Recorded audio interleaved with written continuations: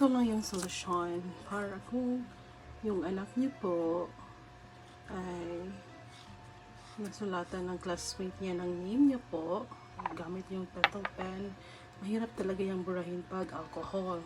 Kaya gumamit po kayo ng acetone para po ma-remove yung pentel pen. Yan po.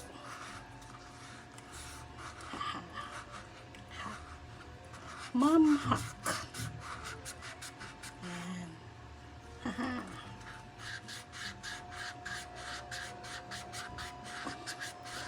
Yan. Yan po yung solusyon kung may pentel pen pong nakasulat sa Crocs ng anak nyo or chinelas po, any chinelas, I believe.